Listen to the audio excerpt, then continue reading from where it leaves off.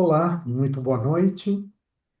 Hoje o nosso grupo de estudo de leitura vai iniciar a 10ª profecia, que é o segundo livro da tetralogia, né, da profecia celestina. O nosso grupo ele tem um propósito muito maior, é de estudar junto temas que são caros para nós filosoficamente, espiritualmente, enfim. Então, não é um grupo que se propõe apenas a fazer uma leitura e discutir partes técnicas, assim. A gente se pega muitas vezes dando testemunhos da nossa vida pessoal, ligado a coisas que a gente está lendo, a gente faz reflexões, a gente desabafa, enfim. E aí acaba que o grupo se torna uma microfamília que se reúne a cada 15 dias, né, e troca experiências. Hoje, a Inês vai fazer a meditação de abertura, para que a gente entre num padrão vibratório bem harmônico, e depois a Maria Del Carmen vai iniciar a nossa leitura, tá? Então, Inês, a palavra é contigo, eu já vou colocando a música enquanto você inicia. Go- Gostaria de pedir que todos fechassem os olhos, procurassem relaxar, sentir cada parte do seu corpo, desde os pés, a perna, a parte de baixo, joelhos, coxas, todos os seus órgãos, braço, pescoço, cabeça, sentindo essa conexão com cada parte do nosso corpo, entendendo que para nós ele é um só. E vamos sentindo a nossa respiração.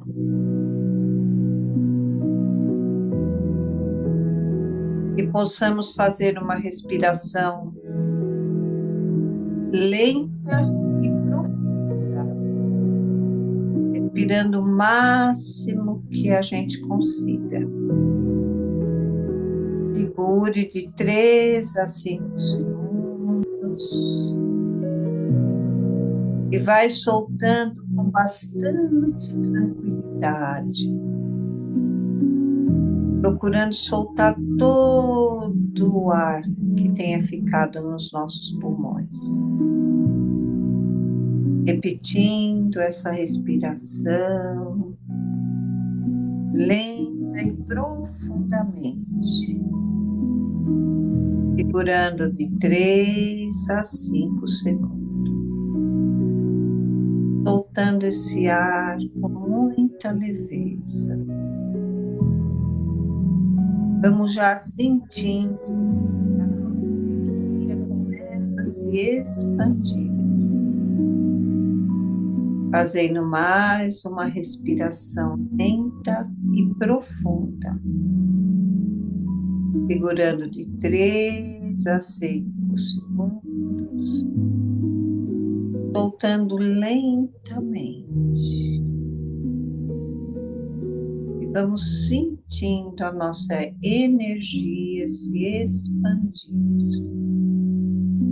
Vamos nos sentindo leves, harmônicos, lembrando de toda a leitura do livro anterior, a conexão com as pessoas, a conexão com os objetos. E vamos fixando cada um de nós, seu olhar interno em um objeto, em algo que prenda a sua atenção. Para alguns, a respiração. Para mim, eu imagino sempre uma rosa branca. Eu gosto muito de rosa. Sinto ela se abrir, ela vai abrindo, abrindo, abrindo. Eu vou fixando toda a minha energia, todo o meu olhar nessa rosa se expandindo e crescendo infinitamente, dentro e fora de mim.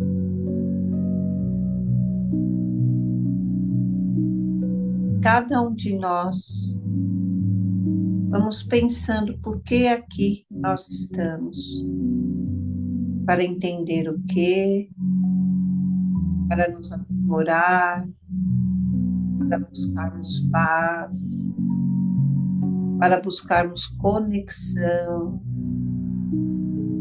para criarmos uma egrégora de paz, de amor, de irmandade, de amizade, um conhecimento e uma energia transformadora.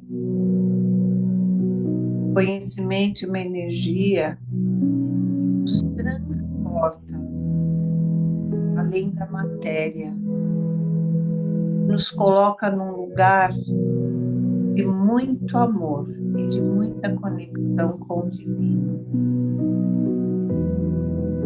E assim vamos sentindo a nossa energia se aproximar, formando aquela cúpula de proteção, aquela cúpula de amor, aquela cúpula criada por nós, para que as nossas mentes, o nosso coração, a nossa vontade possa estar ligada a essa leitura, nos auxiliando a compreensão de quem realmente somos, daquilo que podemos, sabendo que essa energia não ficará somente aqui, mas que ela se expandirá por todo o planeta. Em especial, envolvendo a Maria del Carme, toda essa luz, para que a leitura transcorra mais perfeita. Agradecemos esta oportunidade e que possamos nos manter nessa energia divina, nessa energia de amor, durante toda a leitura e também depois, trazendo em nossos corações esse sentimento de união, de paz e de amor. E assim damos início à leitura da 10ª profecia.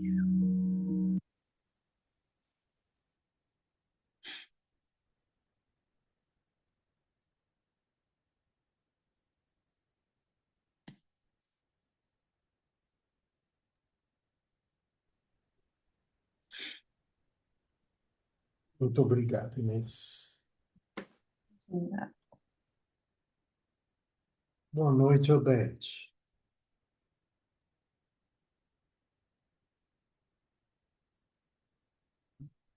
O microfone seu está fechado, viu, Odete? Só para você saber. Boa noite.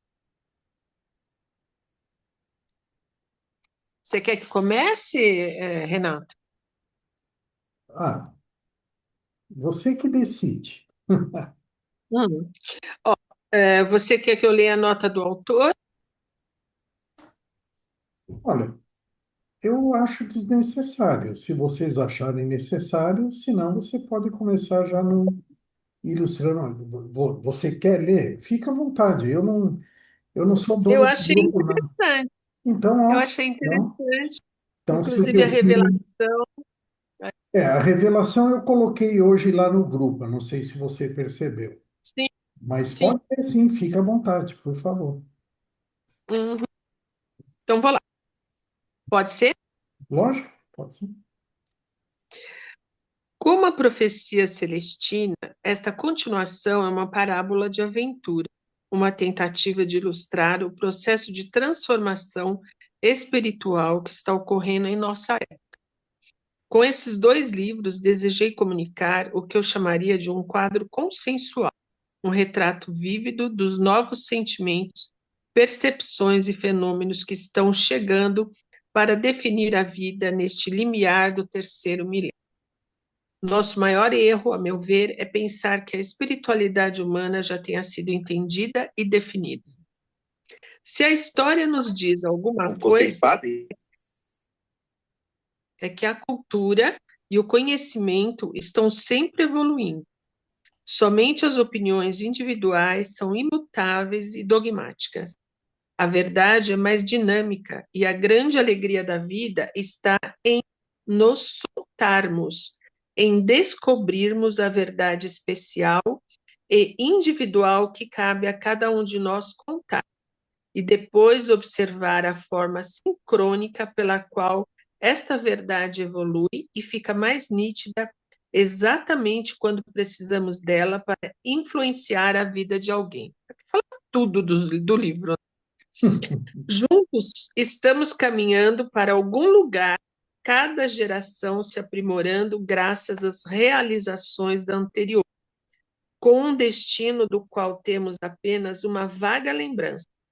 Estamos todos vivendo um processo de despertar e de abertura para descobrir quem realmente somos e o que viemos fazer neste mundo. Tarefa, às vezes, dificílima. No entanto, tenho a firme convicção de que, se integrarmos o melhor das tradições de nossos ancestrais e tivermos em mente o processo, a noção de milagre e destino nos fará superar os percalços do caminho e os atritos com o nosso próximo. Não tenho intenção de minimizar os enormes problemas que a humanidade continua enfrentando. Apenas desejo sugerir que cada um de nós está, à sua maneira, envolvido na solução desses problemas. Se estivermos sempre conscientes e reconhecermos que esta vida é um grande mistério, veremos que cada um de nós está perfeitamente colocado na posição exatamente certa para fazer toda a diferença.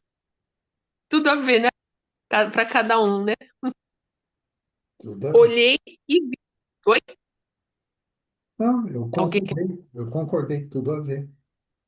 É. Olhei e vi. Uma porta foi aberta no céu. E a primeira voz que eu vi foi uma trombeta a falar comigo. E disse ela: aproxima-te e mostrar-te-ei o que deve ser a outra vida. E imediatamente eu estava em espírito e vi, havia um trono no céu, e havia um arco-íris a envolver o trono, qual esmeralda. E em volta do trono havia 24 assentos. E sobre estes assentos eu vi 24 anciãos assentados, vestidos com brancas túnicas, e vi um novo céu e uma nova terra, pois o primeiro céu e a primeira terra estavam mortos. Revelação. Nossa! Para chegar até aqui, que jornada, hein? De todos nós, atravessarmos vários céus, né? Bom, ilustrando o caminho, fui até a beira da laje de granito e olhei para o panorama que se descortina ao norte. Um amplo e deslumbrante vale dos Apalaches, de uns 10 quilômetros por 8, estendia-se lá embaixo. Ao longo deste vale, no sentido do comprimento, um riacho serpeava por prados e florestas densas e coloridas. Florestas seculares, com árvores de mais de 100 metros. Olhei para o mapa tosco em minha mão. O vale coincidia nos mínimos detalhes com o desenho. A íngreme vertente em que eu estava, a estrada que descia, o aspecto da paisagem e do riacho. As meias laranjas ao fundo, tinha de ser o lugar que Charlene desenhara no bilhete encontrado em seu escritório. Por que havia feito isso? E por que desaparecer? Já se passara mais de um mês desde o último contato de Charlene com seus colegas da firma de pesquisas. E quando Frank Sims, que trabalhava na mesma sala que ela, teve a ideia de me telefonar, estava visivelmente preocupado. Muitas vezes ela sai por conta própria, mas nunca passou tanto tempo sumida e nunca quando tinha compromissos agendados com clientes antigos. Alguma coisa está errada. Como você soube onde me encontrar? Perguntei. Em resposta, ele descreveu um trecho de uma carta encontrada na sala de Charlene, que eu havia escrito para ela há alguns meses, contando as minhas experiências no Peru. Junto com a carta, disse-me ele, havia um papel com o nome e telefone anotados. Estou telefonando para todo mundo que eu saiba que tem alguma ligação com ela, acrescentou. Até agora parece que ninguém sabe de nada. Pela carta vi que você deve ser amigo de Charlene. Estava com esperança de que soubesse dela. Sinto muito, respondi. Não falo com ela há 4 meses. Quando disse aquilo, até custei acreditar que já fizesse tanto tempo. Logo que recebeu minha carta, Charlene deixou um longo recado em minha secretária eletrônica, falando do seu entusiasmo a respeito das visões e comentando sobre a rapidez com que elas estavam se difundindo. Lembro que ouvi diversas vezes esse recado de Charlene, mas fiquei protelando ligar para ela, dizendo a mim mesmo que ligaria depois, talvez no dia seguinte ou no outro, quando eu estivesse pronto para falar. Eu sabia que se falasse com ela, teria de recordar e explicar os detalhes do manuscrito, e achei que precisava de mais tempo para pensar e digerir o que aconteceu. A verdade, obviamente, era que havia partes da profecia que ainda me escapavam. Naturalmente, eu ainda era capaz de entrar em contato com minha energia espiritual, o que me confortava muito, considerando que as coisas acabaram não dando certo com o Major. E eu estava muito sozinha. E estava mais sensível do que nunca às intuições, aos sonhos e à luminosidade de uma sala ou de uma paisagem. Mas, ao mesmo tempo, a natureza esporádica das coincidências tornara-se um problema. É, Eu me enchi. Maria, deixa eu só fazer uma Tudo. observação aqui. Esse personagem que está falando, que no livro ele não costuma citar nome, né? É o John, né? A Charlene é a moça que encontra com ele logo no início, que fala que ele deveria ir para o Peru, mas ela Uhum, mesmo não vai com ele no início, né? Essa Marjorie que ele fala é que é a moça que ele se apaixona quando está lá no Peru, né? E aí ele está lamentando que não tenha dado certo com ela, pelo menos até então, né? Só para uhum. contextualizar, para ficar mais fácil da gente ir visualizando, tá? Só isso. Eu achei importante, porque recapitula, né? Uhum. Eu me enchia de energia, por exemplo, definindo a questão prioritária para mim. E, em geral, algo me mostrava nitidamente o que fazer ou aonde ir para procurar a resposta. Só que raramente acontecia alguma coisa importante, mesmo depois de eu fazer o que era para eu fazer. Eu não encontrava nenhuma mensagem, nenhuma coincidência.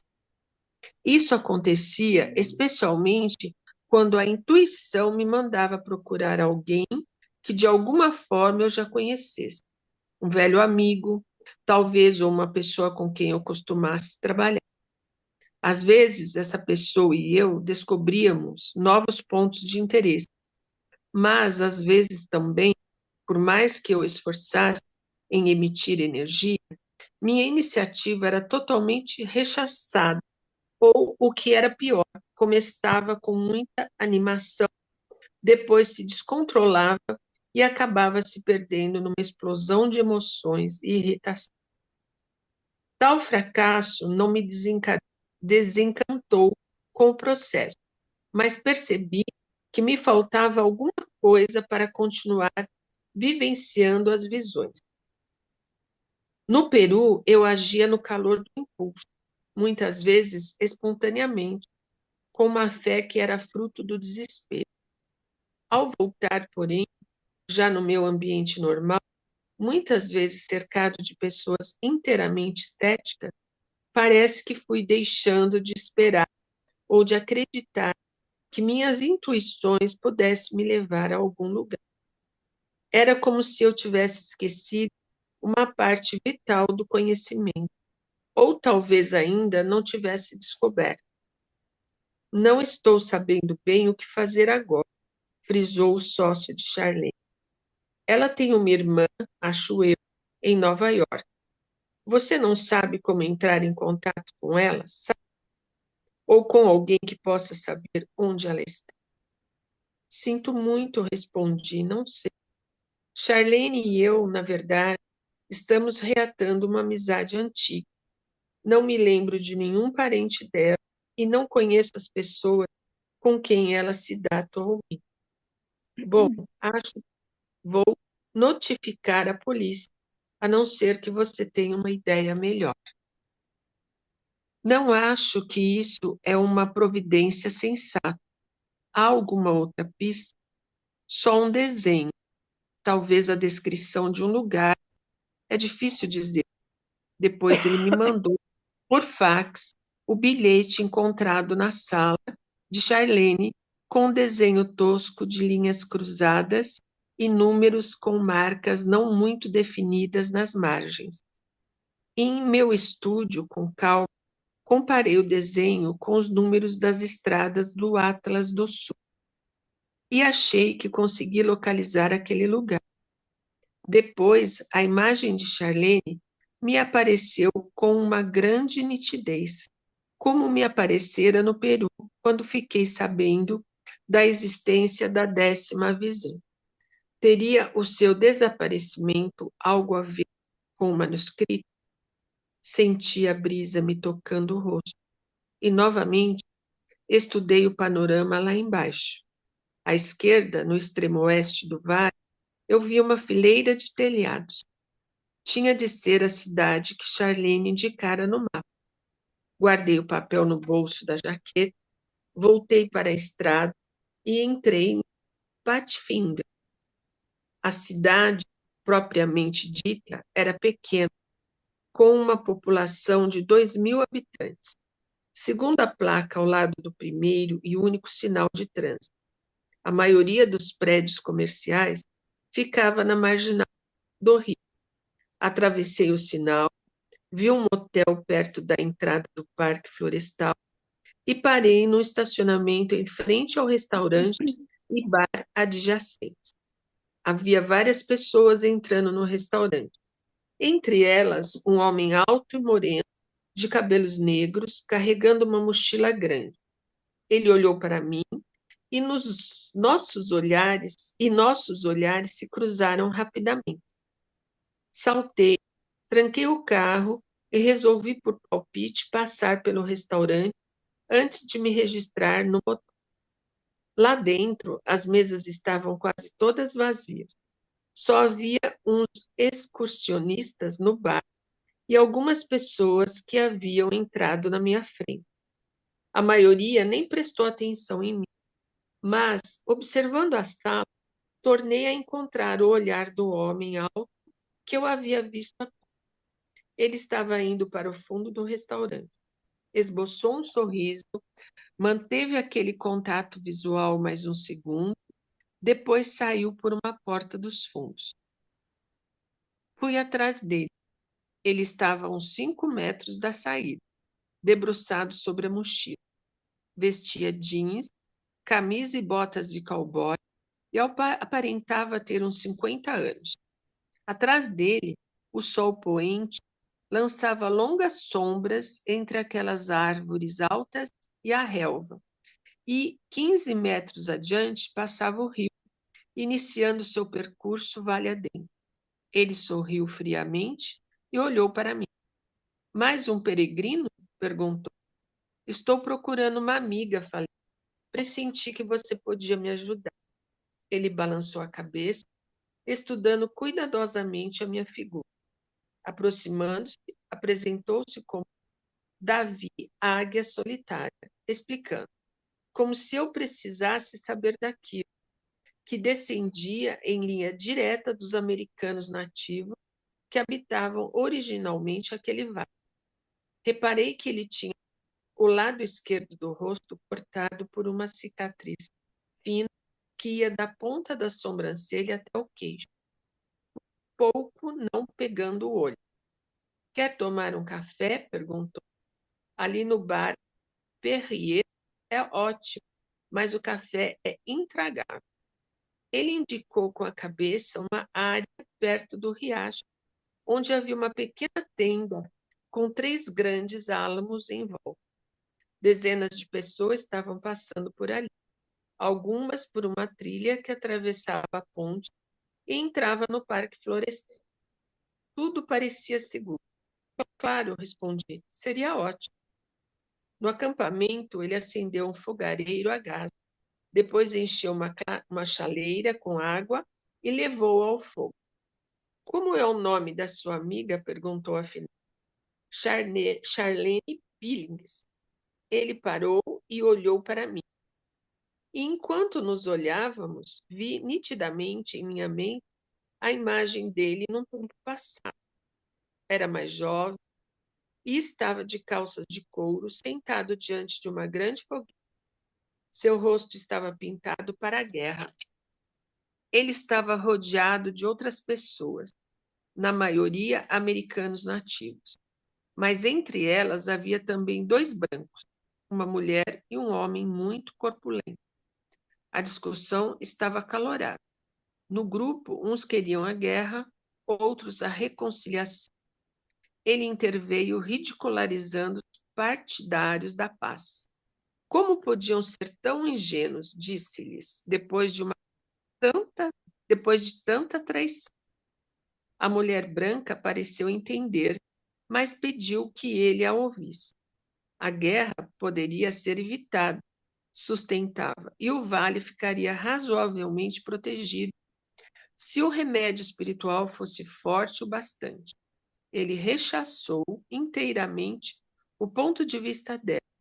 Depois, repreendendo o grupo, montou em seu cavalo e partiu. A maioria o seguiu. Seus instintos são bons, disse Dave, arrancando-me da minha visão. Ele estava estendendo entre nós uma manta artesanal, oferecendo-me um lugar para sentar. Eu ouvi falar nela. Olhou-me com um olhar interrogativo. Estou preocupado, disse eu. Ninguém sabe dela e eu só quero saber se ela está bem. E precisamos conversar sobre a 10ª visão, perguntou ele sorrindo. Como sabe? É só um palpite. Muita gente que vem aqui no Vale não vem só pela beleza do Parque Florestal, vem para falar das visões. As pessoas acham que a 10ª está por aqui. Algumas até dizem que sabem o que ela diz. Ele virou-se e despejou uma medida de café na água fervente. Algo em seu tom de voz me fez achar que ele estava me testando, tentando descobrir se eu era quem afirmava assim. Onde Charlene está? Perguntou. Ele apontou para leste. Na floresta, eu não conheço a sua amiga, mas uma noite dessas ouvi quando ela foi apresentada a uma pessoa no restaurante. E desde então a vejo de vez em quando. Via ainda outro dia. Ela estava indo para o vale sozinha, e pela bagagem que levava, eu diria que ela ainda está lá. Olhei naquela direção. Dali o vale parecia enorme, estendendo-se a perder de vista. Aonde acha que ela está indo? Perguntei. Ele ficou me olhando, provavelmente para o Sipsen Canyon. É lá que está uma das aberturas. Ele observava a minha reação. Aberturas? Deu um sorriso enigmático. Isso mesmo, as aberturas dimensionais. Inclinei-me para ele, lembrando-me daquela experiência nas ruínas celestinas. Quem está a par disso tudo? Muito poucas pessoas. Até agora só há boatos, informações soltas, intuição. Ninguém viu o manuscrito. Quase todas as pessoas que vêm aqui à procura da 10ª sentem que estão sendo guiadas sincronicamente e estão, sinceramente, tentando viver as 9 visões, embora se queixe que as coincidências guiam-nas até um certo ponto e depois simplesmente param. Ele deu um risinho. Mas estamos aí, não é verdade?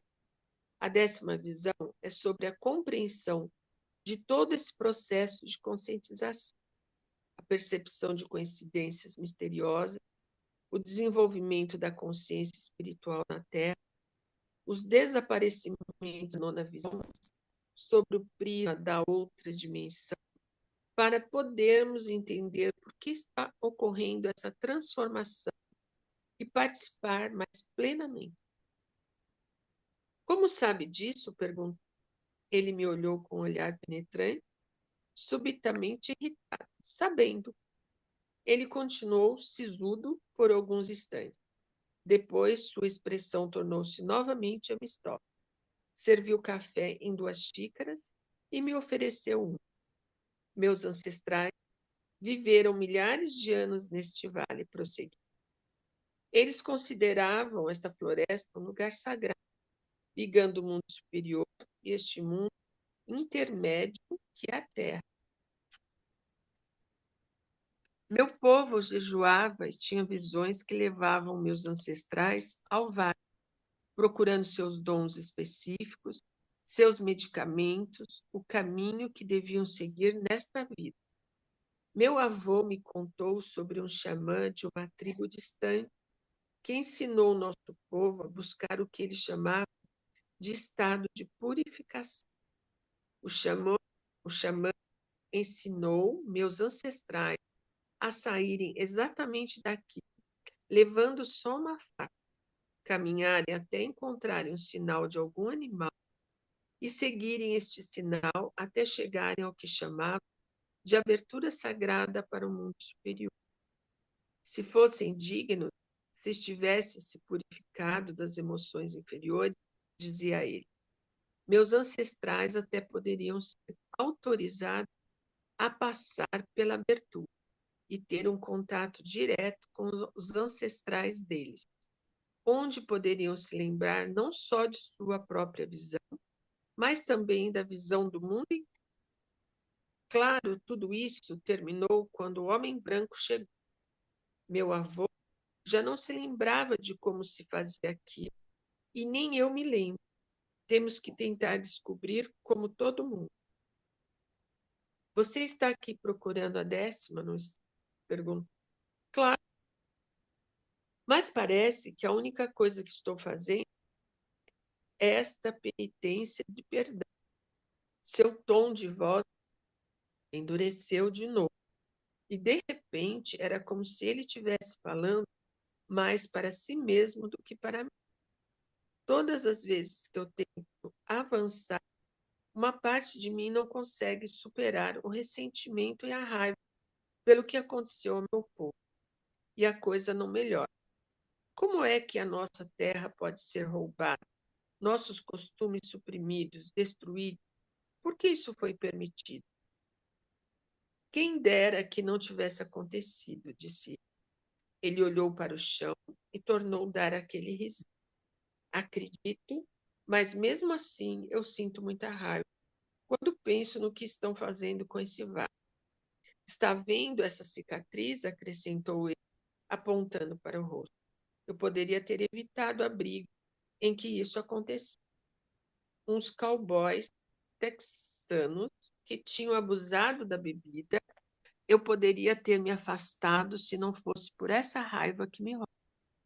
Esse vale agora não está quase todo sob a proteção do Parque Florestal? Perguntou. Só mais ou menos a metade, ao norte do riacho. Mas os políticos estão sempre ameaçando vender essa parte ou autorizar que seja loteado. E a outra metade, a quem pertence? Durante muito tempo, essa área era propriedade quase que exclusivamente de pessoas físicas, mas agora uma empresa estrangeira está tentando comprar. A gente não sabe quem está por trás, mas alguns proprietários estão recebendo ofertas muito grandes para vender. Ele desviou a vista rapidamente, depois falou: Meu problema é que eu gostaria que esses 3 últimos séculos tivessem sido diferentes.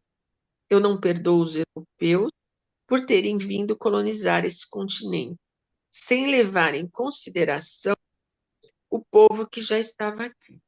Eu queria que as coisas não tivessem acontecido como aconteceram, como se eu pudesse, de algum jeito, mudar o passado. Nossos costumes eram importantes, estávamos aprendendo como é importante recordar.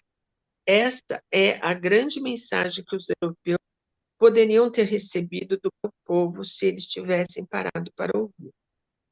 Enquanto conversávamos, fiquei de novo sonhando acordar. 2 pessoas, outro americano nativo e a mesma mulher branca, conversavam às margens de um regato. Atrás deles havia uma mata fechada. Logo, outros americanos nativos se aglomeraram em volta deles para escutar a conversa. Podemos curar isso, dizia a mulher. Acho que ainda não estamos preparados, retrucou o nativo, com uma expressão que denotava uma grande consideração pela mulher. A maioria dos chefes já foi embora. Por que não? Pense nas discussões que já tivemos. Você mesmo disse que com fé poderíamos curar isso. Gente, eu preciso pegar uma aguinha. Pode ser? Lógico, Só um minutinho, que a garganta secou. Eu esqueci de deixar o copinho aqui. sem Vou lá problema. pegar. Pega lá.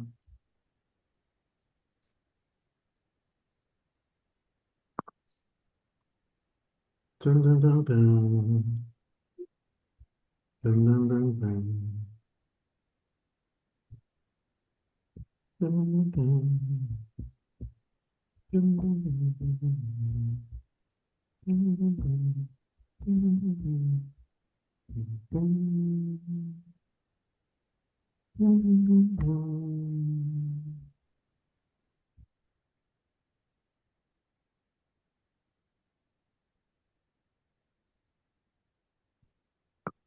Tem um fantasma atrás da Maria del Carmen. Parece eu. Não parece, gente? Quem É. que ela tá cobrindo?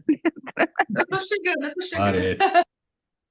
É a cadeira. Nossa, Maria, você saiu da cadeira, parecia uma pessoa atrás com um tecido assim. Eu falei, tem um fantasma atrás. Aí agora que eu vi que era cadeira, eu falei, caramba. É a sala do meu filho, aqui é o computador dele, todas as coisas dele, o cadeirão dele. Eu falei, aonde eu vou usar? Tá certo. Muito bem, vamos lá. Não é um fantasma. E se fosse, a gente ia conversar com ele. Sim, ponderou ele. Mas a fé é uma certeza que vem quando se sabe como as coisas deveriam ser. Os ancestrais sabem, mas ainda não há um número suficiente de pessoas entre nós que tenham chegado a essa compreensão. Mas talvez possamos chegar a ela agora, argumentou a mulher. Precisamos tentar. Meus pensamentos foram interrompidos quando um grupo de jovens funcionários da Guarda Florestal aproximou-se de um senhor na ponta. O senhor tinha o cabelo grisalho, bem aparado, e estava com uma calça social e uma camisa engomada. Quando ele andava, notava-se que mancava um pouco. Está vendo o homem com os guardas? Perguntou Davi. Estou, respondi. O que é que tem? Há 2 semanas que o vejo por aqui. O nome dele é Fim. Fiman? É assim que pronuncia? Fiman. Freeman. Fiman, acho eu. O sobrenome não sei. Davi inclinou-se para mim, finalmente demonstrando plena confiança em mim.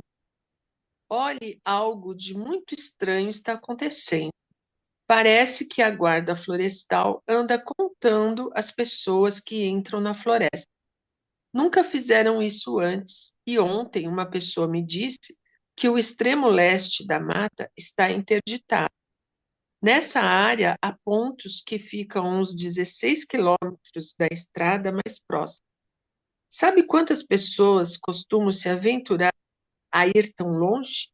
Tem gente entre nós que começou a ouvir uns barulhos estranhos vindo daquela direção. Que tipo de barulho? Uma vibração.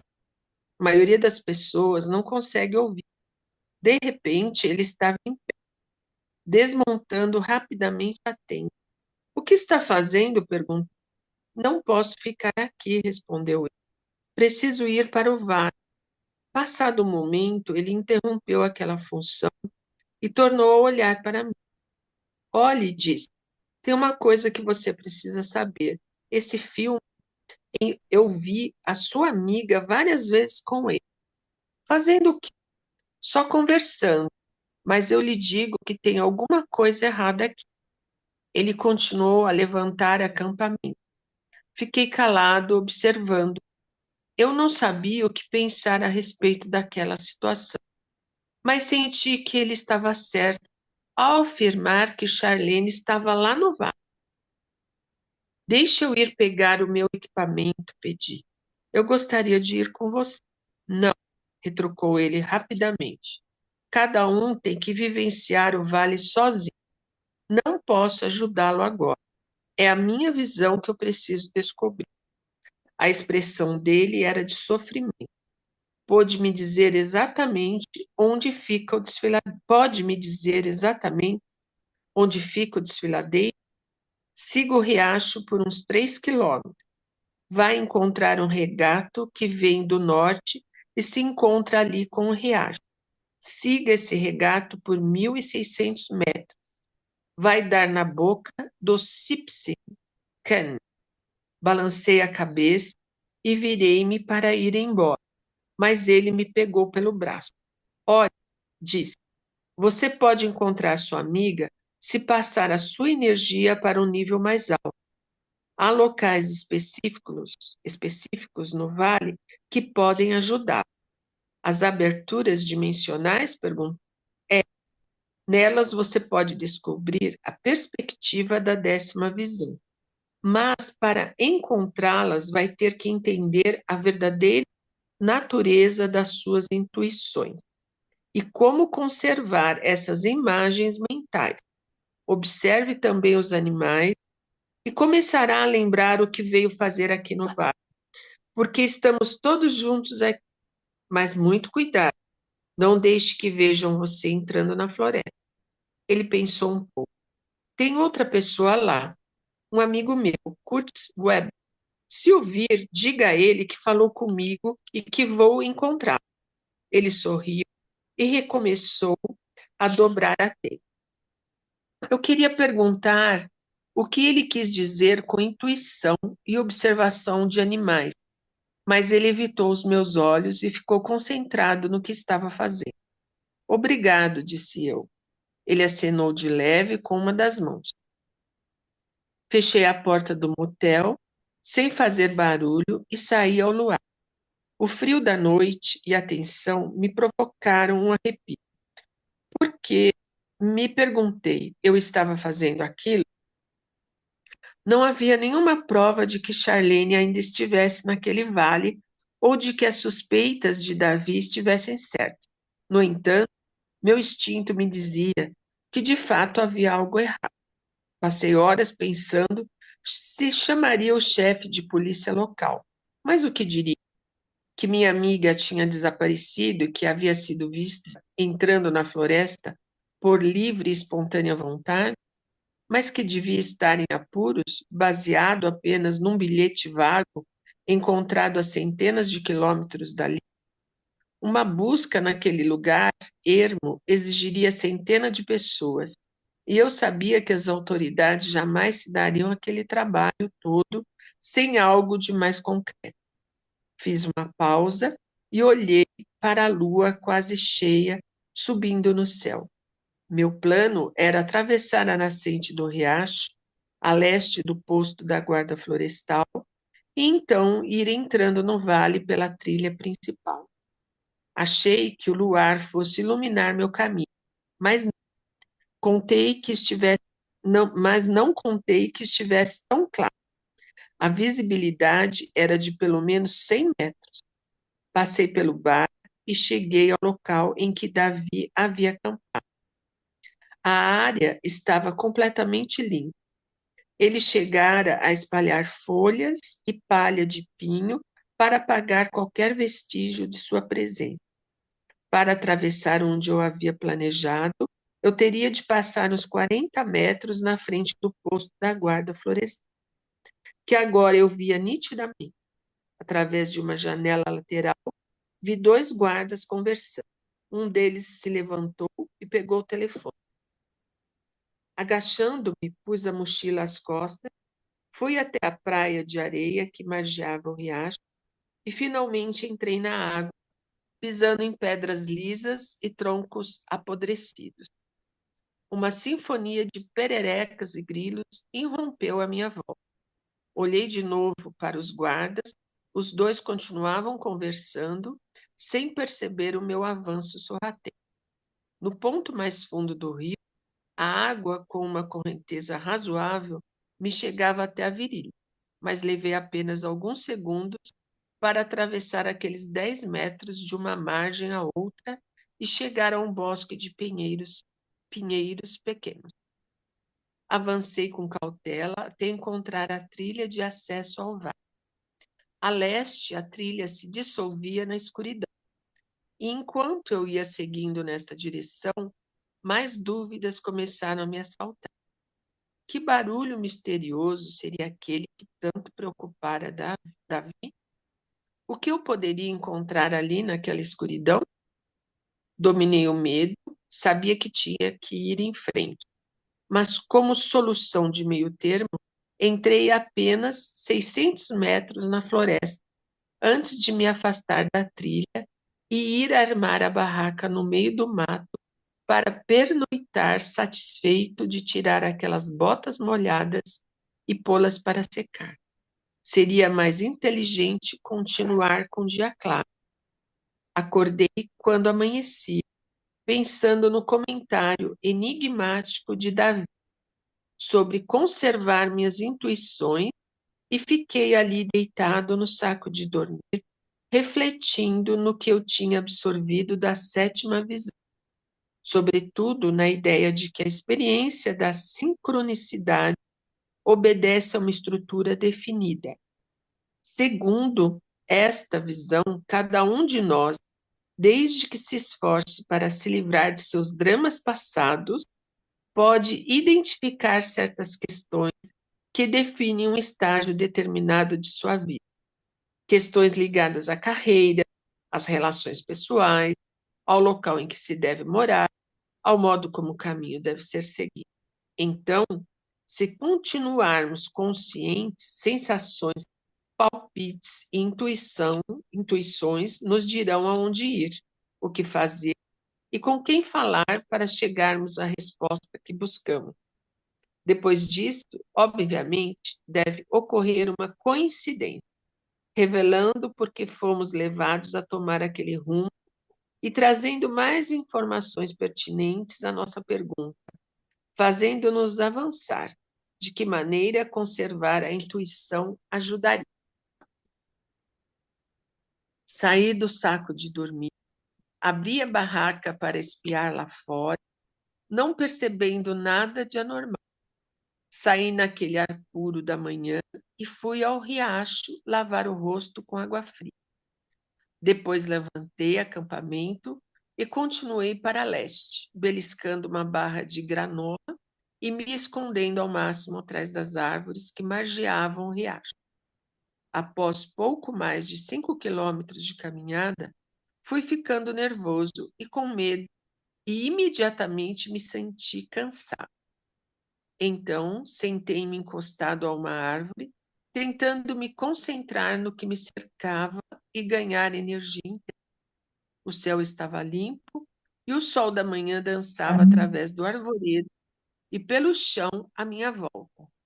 Vi uma plantinha verde com flores amarelas a uns 3 metros e me concentrei em sua beleza. Já totalmente banhada de sol, ela de repente ficou mais luminosa. Com um verde mais vivo, uma onda de perfume chegou à minha consciência, juntamente com o cheiro úmido das folhas e da terra preta. Simultaneamente, vindo das árvores mais ao norte, ouvi o crocitar de vários corvos. A riqueza do som me surpreendeu, mas por incrível que pareça, eu não conseguia definir exatamente de onde ele vinha. Prestando atenção, percebi claramente dezenas de sons individuais que integravam aquele coro matinal. O canto dos pássaros nas árvores lá em cima, um mangangá, um mangangá no meio das margaridas silvestres à beira do regato, a água gorgolejando por entre as pedras e os galhos caídos. Então, uma outra coisa quase imperceptível, um zumbido baixo e dissonante. Levantei-me e olhei em volta. O que era aquilo? Peguei a mochila e continuei andando para leste.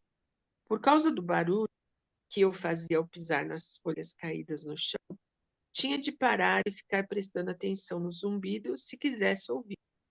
Mas ele continuava. A mata terminou mais à frente e eu entrei no grande prado colorido, coberto de flores silvestres e densas moitas de sálvia de 60 centímetros que pareciam se estender por uns 800 metros. Correntes de brisa alisavam o alto das moitas. Quando eu estava quase no fim do prado, notei umas moitas de amoras silvestres ao lado de uma árvore caída. Fiquei deslumbrado com aquelas moitas e me aproximei para olhá-las mais de perto, imaginando que estivessem carregadas de frutinhos. Ao fazer isso, senti uma forte sensação de déjà vu. Aquela paisagem, de repente, me pareceu muito familiar, como se eu já tivesse estado ali naquele vale, comido aqueles frutinhos. Como era possível, sentei-me no tronco da árvore e caí. Então, no fundo da minha mente, surgiu a cena de um lago de águas cristalinas, tendo ao fundo uma cascata com várias quedas, um local que, quando o mentalizei, me pareceu igualmente familiar. Tornei a ficar nervoso. Então, assustei-me com o barulho que um animal fez de repente, ao sair correndo da moita de amora e parar bruscamente 6 metros mais ao norte. A criatura estava escondida no meio da sala, e eu não tinha noção do que fosse, mas podia seguir seu rastro pela relva. Alguns minutos depois, ela voltou um pouco para trás, deu uma paradinha e amarrou de novo e arrancou de novo em direção ao norte, parando outra vez uns 6 metros adiante. Achei que fosse um coelho, embora seus movimentos parecessem especialmente estranhos. Tendo ficado uns 5 ou 6 minutos observando a área onde o animal passou por último, fui indo devagar para lá. Quando já estava a cerca de 1,5 metros dele, ele tornou a chispar para o norte. A certa altura, antes que ele sumisse de vista, vi a cauda branca e as patas traseiras de um coelho grande. Sorri e continuei seguindo a trilha para leste. O prado terminou e entrei numa área de mata cerrada. Ali avistei um regato de pouco mais de 1 metro de largura, que afluía para o riacho vindo da esquerda. Eu sabia que aquela confluência devia ser a referência que Davi mencionara. Eu deveria virar para o norte. Infelizmente, a trilha não ia nessa direção. E o que era pior, a mata à margem do regato era um emaranhado de árvores novas e urzes espinhosas. Não dava para passar. Eu teria de voltar até o prado e procurar um jeito de contornar a mata. Voltei e fui pelo meio da relva, acompanhando o limite da mata para ver se encontrava uma brecha na vegetação cerrada. Para minha surpresa, encontrei o rastro do coelho na sálvia e seguiu até avistar novamente o regato. Aí o mato se tornava mais ralo, permitindo que eu chegasse a uma área de árvores maiores e antigas, onde eu podia seguir o regato para o norte. Após prosseguir por cerca de 1.600 metros, segundo meus cálculos, vi ao longe os contrafortes de duas montanhas de ambos os lados do regato. Mais adiante, percebi que essas montanhas formavam os paredões de um desfiladeiro e que mais à frente ficava o que aparentemente era a única entrada. Gente, poderia fazer um pedido? Lógico. Alguém poderia continuar, porque eu já estou com a garganta seca. Alguém poderia continuar a Eu leitura? posso ler, Maria Del Carmo. Obrigada. Após, por nada. Após prosseguir por cerca de 1.600 metros, segundo meus cálculos, vi ao longe os contrafortes de duas montanhas de ambos os lados do regato. Mais adiante, percebi que essas montanhas formavam os paredões de um desfiladeiro e que mais à frente ficava o que aparentemente era a única entrada. Quando cheguei, sentei-me ao lado de uma grande nogueira amarga e estudei o panorama. Por 90 metros de ambos os lados do regato, as montanhas tinham uma vertente abrupta em calcário de 15 metros de altura. Depois iam se abrindo e formando uma bacia com uns 3 quilômetros de largura por 6 de comprimento. Nos primeiros 800 metros havia poucas árvores e muita relva. Pensei no zumbido e fiquei uns 5 ou 10 minutos de ouvido atento, mas parecia que o barulho havia cessado. Então, tirei um fogareiro a gás de dentro da mochila, acendi-o e enchi uma panela com água do meu cantil. Acrescentei um pacote de guisado de legumes desidratado e botei a panela no fogo. Fiquei uns minutos contemplando as espirais de fumaça se erguerem da panela e se dissolverem com a brisa. Nesse devaneio, tornei a ver mentalmente o lago e as cascatas. Só que dessa vez parecia que eu estava lá, subindo, como se para cumprimentar alguém. Tirei essa cena da cabeça. O que estava acontecendo? Essas imagens estavam ficando mais vivas. Primeiro, Davi em outra vida, agora essa cascata. O movimento no desfiladeiro me chamou a atenção. Olhei para o regato e depois para uma árvore solitária mais adiante, a uns 200 metros, já praticamente toda desfolhada. Estava coberta do que aparentemente eram grandes corvos. Vários voaram para o chão. Ocorreu-me que aqueles eram os mesmos corvos que eu ouvira antes. De repente, vi que todos decolaram e ficaram dramaticamente sobrevoando a árvore em círculos. Na mesma hora, tornei a ouvir seu crocitar, mas como antes, o volume da algazarra não condizia com a distância. Soava como se as aves estivessem bem mais próximas. O borbulhar da água e o chiado do fogo trouxeram minha atenção de volta ao fogareiro. O guisado estava transbordando para o queimador. Peguei a panela com uma toalha e apaguei o gás com a outra mão. Quando parou de ferver, tornei a botar a panela no fogareiro e olhei para a árvore ao longe. Os corvos tinham sumido. Comi o guisado às pressas, lavei e guardei os utensílios e fui para o desfiladeiro. Logo que passei as escarpas, notei que as cores estavam mais fortes. A sálvia ganhara um tom espantoso de dourado. E pela primeira vez reparei que estava salpicada de centenas de flores silvestres, brancas e amarelas, e cor de laranja. Dos penhascos a leste, a brisa trazia um odor de cedro e pinho. Mesmo continuando a seguir o riacho para o norte, eu não tirava o olho da árvore alta que os corvos haviam sobrevoado à minha esquerda. Quando tive essa árvore bem a oeste, vi que o riacho de repente se alargava. Passei por entre salgueiros e amentilhos e constatei que havia chegado a um laguinho que alimentava não apenas o riacho que eu estava seguindo, mas também um outro que dali partia para sudoeste. A princípio, pensei que aquele lago era o que eu havia visto em minha mente, mas faltava a cascata. Adiante, outra surpresa. Ao norte do lago, o riacho desaparecera completamente. De onde vinha a água?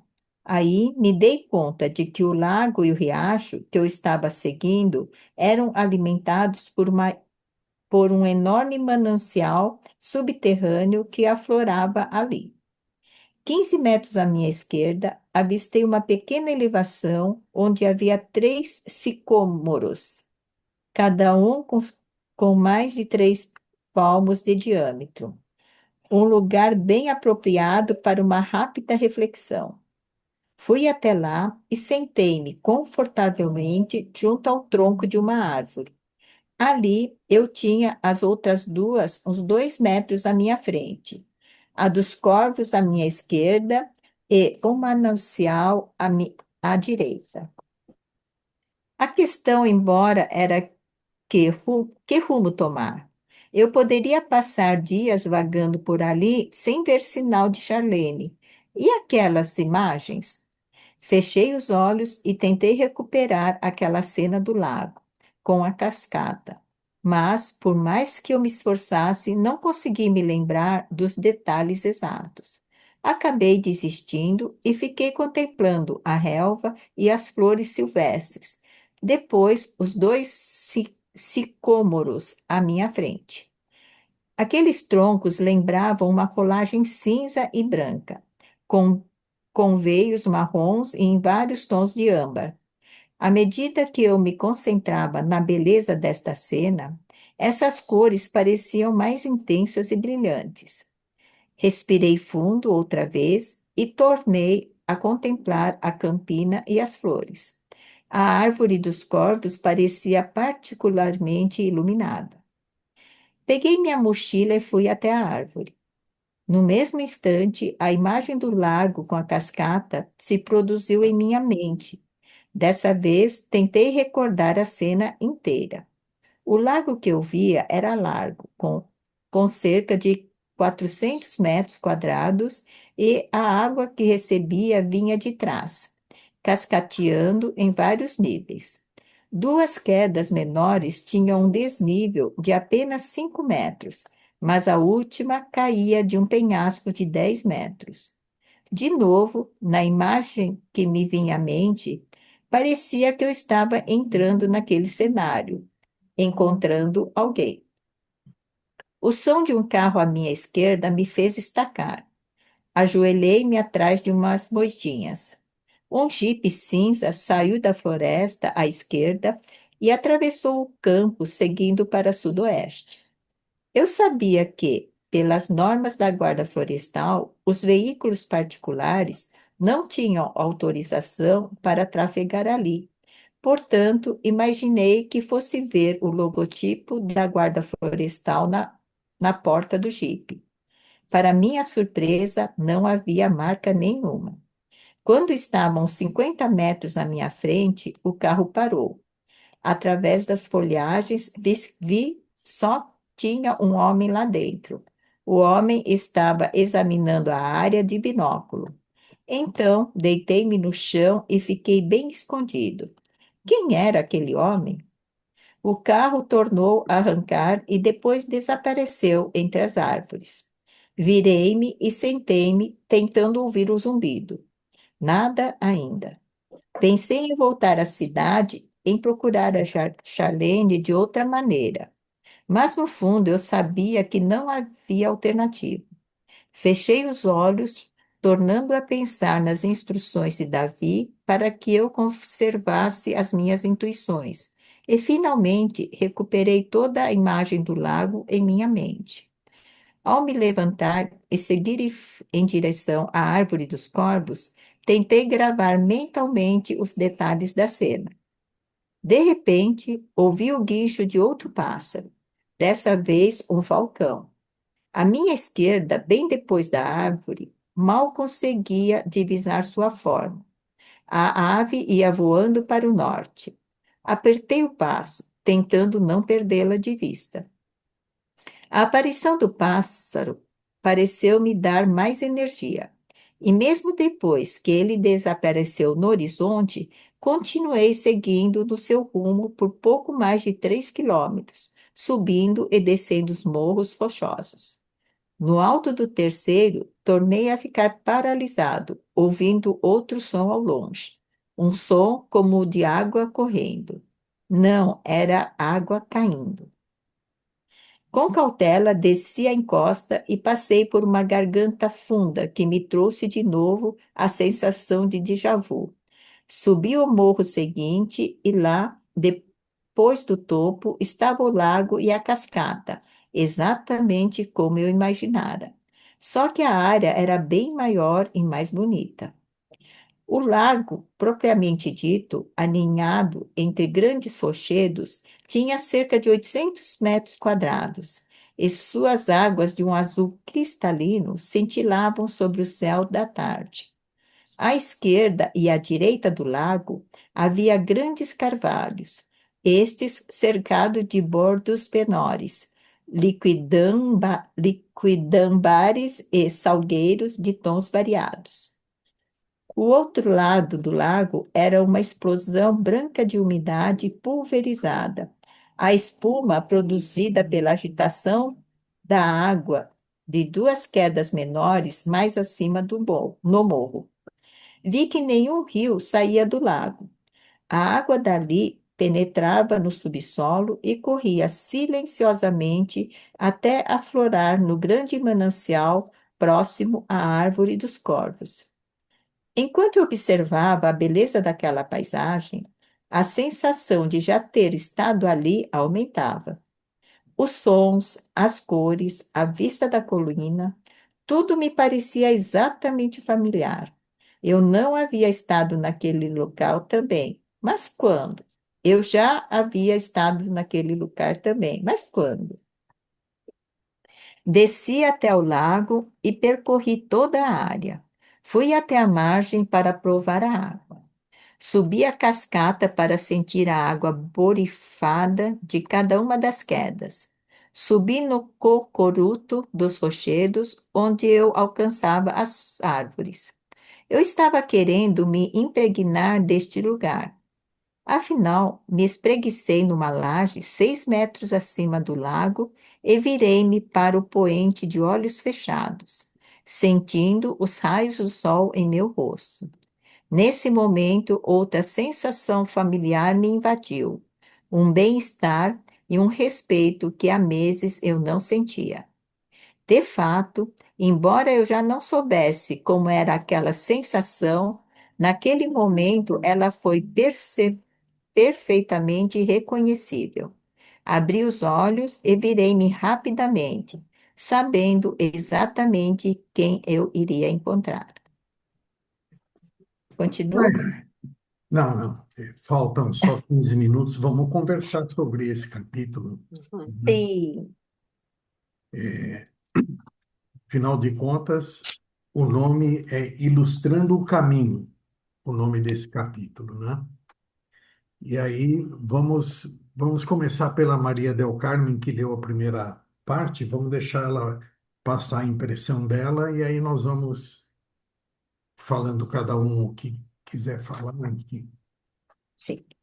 Aqui você vê ele procurando, né, a amiga dele, a preocupação que leva ele a, né, ilustrando, né, o caminho é a busca, né, desse reencontro, né, porque ele está preocupado e os contatos que ele tem, né, e que mostra para ele como seguir os sinais, né, para chegar ao objetivo dele.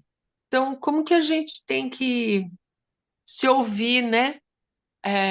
Prestar atenção, né? Quando ele fala dos pássaros, quando ele fala das águas, do som das águas, da sensação do ar no rosto, tudo fala, né? Só que a gente tem que estar quietinho para perceber, não pode estar assim com tanto estímulo, né? Do cotidiano, das tarefas, né? Das obrigações, dos compromissos, né? Como que a gente pode entrar em contato com essa comunicação, né? Essa energia que está à nossa volta, para ir de encontro àquilo que a gente busca. No caso, ele está buscando uma amiga, mas e o que nós estamos buscando, né? O que a gente quer encontrar na nossa jornada, na nossa viagem, né? Na nossa trajetória de vida, né? As pessoas que chegam até nós para nos dar as dicas, como ele achou, né? Aqui aquele senhor lá de 50 anos lá que falou para ele, olha, né? Tem como você chegar. Presta atenção. Ele deu as dicas, né? Então tem pessoas que chegam até nós também para dar dicas, né? Só que será que a gente ouve, né? E se ouve com a atenção necessária para poder, né, dar conta, né, se perceber e chegar no propósito. Eu vejo assim, né, como a, a nossa jornada, né, nossa vida diária também, né, que a gente procura, às vezes preocupada, aquele déjà vu, que não sei se vocês já tiveram essa sensação, mas é muito interessante, porque com certeza você já esteve em algum momento, em algum outro lugar, e que a lembrança pode ser remota dessa vida ou de outra, né? Em que quer mostrar algo para você que você ainda não concluiu, que precisa concluir, por que que você volta, né? Essa lembrança, por que que ela volta, o que ela está querendo dizer, né? Qual é a mensagem? Então, se é boa ou não, porque algumas vezes ele também não sente que é né, um bom, que ele tem que sair dali, que ali não é né, não é bom. Então, a gente também recebe intuição, mas a gente tem que estar aberto para ouvir, né? Porque se você deixar só prestar atenção no ego, o ego, ele só fala o tempo todo, faz muito barulho. E a vozinha, a voz interna, ela não é barulhenta, ela é silenciosa, ela fala baixinho, ela não precisa desse barulho. Ela fala baixinho. Para a gente ouvir, a gente tem que ficar quietinho. E o ego não quer ficar quietinho. É eu. Se alguém mexe, então, mas e eu? Né? Então, acho que eu quero dizer isso para a gente prestar atenção em nós mesmos, porque a jornada é interna. Tudo que está dentro, né, está fora, e tudo que está fora está dentro. A 10ª visão é a visão de nós mesmos, né? Eu vejo assim. Muito bom. E não é fácil, não é fácil.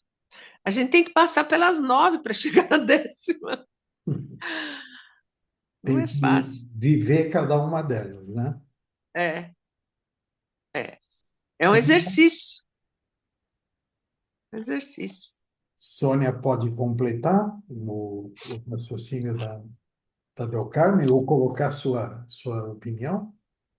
Ah, eu senti que desde o começo ele estava um pouco frustrado, né? Por ele não tá tendo essas intuições, né? As intuições dele não estarem funcionando, né? No comecinho eu senti isso na leitura, que ele estava meio um pouco frustrado, que não tava, as intuições as intuições não estavam levando a lugar nenhum, né?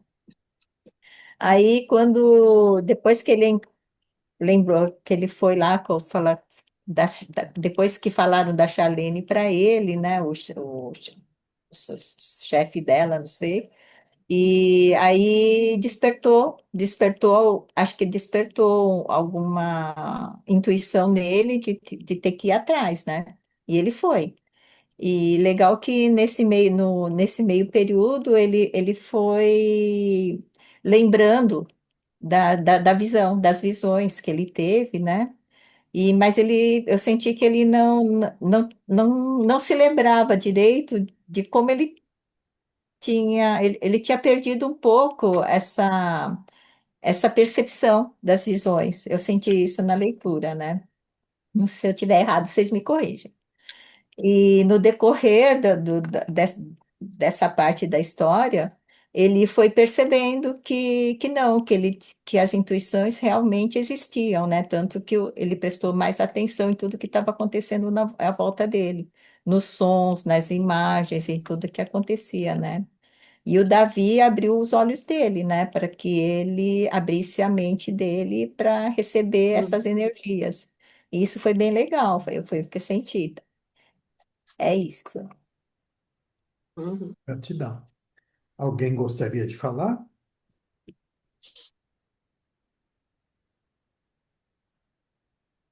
Bom, vamos colocar a ordem. Já que ninguém quer, eu vou. Vai, Renato. É, Vou eu mesmo. no, É? no outro livro, o padre Sanches, ele vivia dizendo para o John que ele precisava prestar atenção nos sinais, né?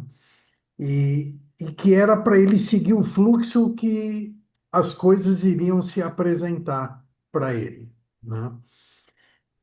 Nesse capítulo, se a gente prestar atenção, absolutamente tudo era um sinal, né? Hum, As árvores, o vale, os pássaros, o riacho, o homem que ele encontrou lá no caminho, né? É, as visões que ele foi tendo, né? Como o déjà vu, né? O déjà vu, sei lá. Eu já estive aqui, eu não estive, enfim. E a sensação que eu tenho é que o autor procura nos passar que muitas vezes esses reconhecimentos que a gente faz de determinados lugares ou de determinadas pessoas é uma mudança de vibração, uma mudança de dimensão que a gente faz, porque seria como quem fala a respeito de que o passado, presente e futuro está acontecendo ao mesmo tempo, a todo momento, né? O pessoal da física quântica fala muito isso, né? É, o que muda de passado para presente e para futuro não é o local e nem a linearidade, e sim a dimensão, né? Então, para a gente aceitar que tudo possa estar acontecendo ao mesmo tempo, a gente precisa entender que são dimensões diferentes e que em cada acontecimento as dimensões vão se sobrepondo. Como eu acho que esse autor ele amarrou tudo muito bem amarradinho, né? Nesse primeiro capítulo, o personagem principal ele está exercitando aquilo que disseram para ele, do tipo assim, olha, você pode estar achando que você não está conseguindo, você pode estar achando que é difícil, mas vai prestando atenção que os sinais vão aparecendo, né? Tudo vai se manifestando e você vai alcançar.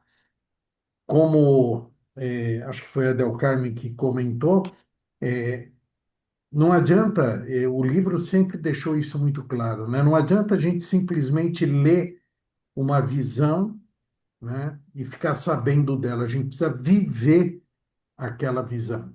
E só quando você vive a primeira, você está preparado para a segunda, e vive a segunda, está preparado para a terceira, e assim por diante, né? Tanto é que no filme, quando o filme termina,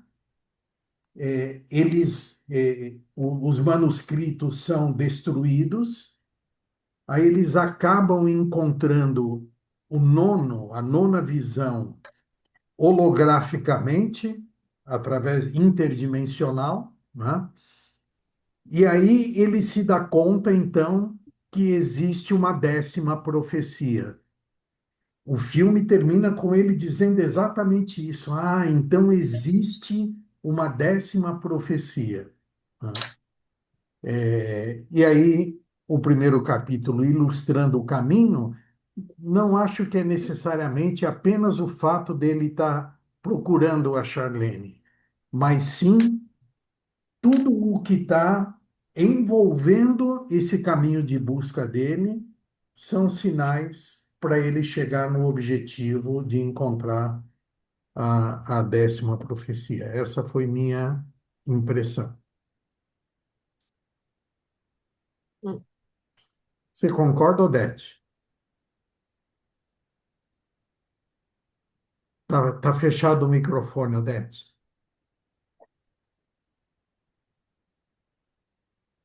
Abriu, né? Abriu. Eu estou ouvindo, aprendendo e eu não tenho nada a acrescentar, não tô, não tenho livro, não tenho lido e só estou ouvindo hoje, Hum. então só estou me enriquecendo com o comentário de vocês, Você né? acha que na vida tudo são sinais, Odete? Eu acho que tem. Agora, o quanto desses sinais a gente percebe, Uhum, né? É muito relativo. Eu, pelo menos, percebo que eu sou pobre em percepções, né? Mas a gente procura, né, no dia a dia da gente encontrar. E Esse- em relação à vida da gente, eu vejo, né, que todo mundo recebe os sinais. uhum. E a gente nem sempre acolhe e dá de cabeça no caminho errado, né? Mas Uhum. tem que fazer para aprender. Então, eu acho que muitas vezes a gente só aprende dessa maneira, porque os sinais a gente passa por cima, passa batido, né? Às E- vezes por zona de conforto, às vezes por sim, teimosia, às sim, vezes por medo, né? Uhum. sim. Muito bom. Podemos ouvir o que a Inês tem a dizer ou você quer falar mais alguma coisa? Não, não, obrigada. Inês? Era justamente essa a pergunta que eu ia fazer, se vocês acreditavam que realmente, no fundo, tudo é sinal, né? E que a gente é que muitas vezes não percebe. Então, eu queria saber, porque como a gente se coloca no lugar que é necessário, e para a gente enxergar o próximo passo, se a gente não vê aqui e agora, né, não vamos ter visão para o próximo passo, que é o que mais ou menos acontece aqui. Ele está em busca da amiga e abre todas, né, as antenas, vamos dizer assim.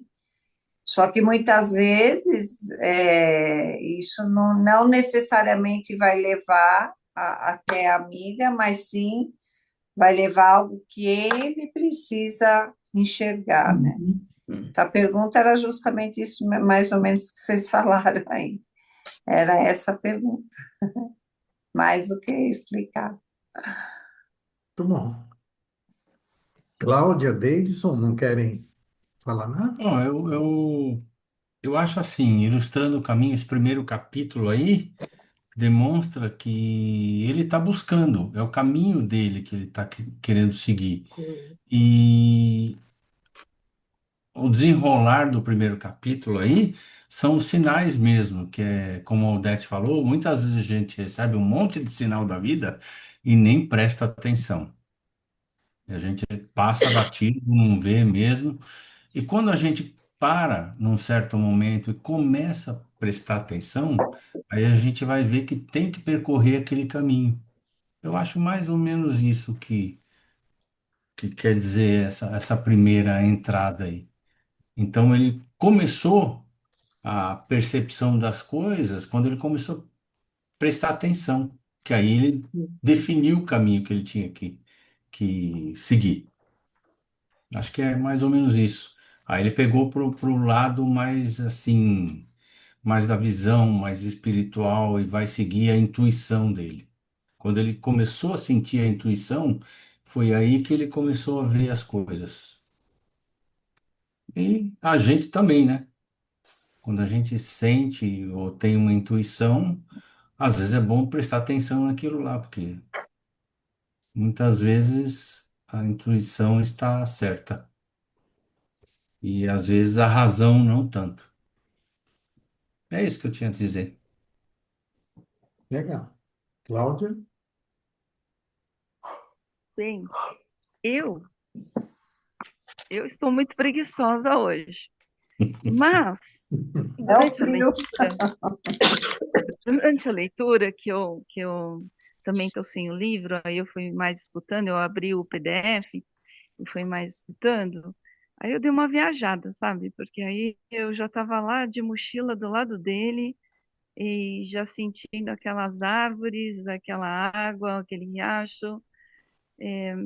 Eu tava lá, assim, tipo largados e pelados, botando a fogueira, botando a água, percebendo tudo que estava à volta, os pássaros. Aí, quando começou a falar o nome de algumas árvores, assim, aí eu dei um estalo, assim, eu fui pro Google, qual que é essa aqui? Aí eu fui lá ver aquela árvore, depois eu fui ver a outra. Aí depois ele falou mais uma, eu não vou saber repetir os nomes agora, falou salgueira mais comum, né? Aí o Salgueiro, putz, eu falei, o Salgueiro é o Chorão, meu, olha o Chorão aí, nem me tocava que era o Salgueiro. Aí vi uma outra também que fica linda na cor do outono, que aqui no Brasil quase não tem, mais no sul tem, mas aqui não tem. Aí não vou lembrar os nomes delas agora, mas eu fui pesquisando elas. Eu dei uma viajada, assim. Eu estava meio junto com ele, meio que me perdi do livro, mas acho que é a minha preguiça de hoje, não sei. Mas, sei lá, tava Foi, bom escutar e tava bom estar de mochila lá no meio do mato. E aí, vocês falando agora, assim, para mim, essa conexão começou a abrir mais para ele, talvez quando ele adentrou mais a mata. E aí a conexão dele foi maior. E outra coisa que vocês falaram aí sobre os sinais do dia, é aquela coisa, vamos colocar assim, quem não vê Deus em tudo, não vê Deus em nada. E se você não vê Deus em, se você vê Deus em tudo, você tem sinais a todo momento, né? Não esse Deus que todo mundo, né? Não o Deus barbudo, né? A natureza, o ritmo das coisas, o ritmo do seu dia. Assim, é isso aí. O meu gorro caiu. Tá aí de na Suécia é preguiça muito hoje. frio, né? É, é isso. Eu vou reler o capítulo para poder entrar mais na história, porque assim, eu estava de mochila lá também, porque eu adoro estar de mochila no meio do mato. Então, Mas mas beleza. é sinal de que ele cumpriu para você o que ele tinha que cumprir, não tem problema, né? Ah, É, uhum. para você hoje o caminho era esse, está ilustrado. Sim, sim, sim. É viver um pouco do que o livro está falando, é muito importante, porque aí está falando, né? Para cada um de nós é um sinal, é um caminho, né? É, Embora todos nós estejamos, né, no mesmo caminho, vamos dizer, né? Mas a descoberta é para cada um. Eu achei bacana, eu achei um exercício ótimo, a gente pode a próxima. Gostoso. É, Cláudia já exercitar, igual eles fazem lá, né? Que eles ficam exercitando esses. Vamos ver, né? É, Vamos. Assim, toda vez que a gente está em algum movimento novo, né? A gente está movimentando todos esses sentidos, né? Já até comentei isso aqui, né? Então, ele está buscando conhecer mais sobre essas profecias e viver mais, e aí ele vai trabalhando todos os sentidos dele, né? A visão, a audição, né? O olfato, tudo, tá aguçando tudo, né? Tá movimentando todos esses, como é que eu vou dizer? Não são os nossos corpos seriam os sentidos. nossos sentidos, né? Aquela coisa é que eu me ligo muito na questão da filosofia, né? Do éter refletor e o éter luminoso, né? E o nosso corpo etérico, o éter luminoso, são todos esses sentidos mesmo. E a intuição é o que a gente liga, são esses sinais difíceis da gente compreender, porque talvez a gente é, sabe que os sinais estão aí, mas a gente ainda usa muito intelecto, né? Não vem direto para o coração. Aí o que vem direto para o coração é a nossa intuição. Aí vira aquela, né? Aquela conexão, aquela chavinha. É isso. muito bom. O interessante dessas profecias é que elas, né, foram escritas há alguns séculos atrás, mas elas estão tratando do que efetivamente nós estamos vivendo hoje, né? Hoje Uhum. nós estamos cumprindo essas profecias aí, ou entendendo o que precisamos fazer para poder cumpri-las, né? Para fazer parte desse movimento aí.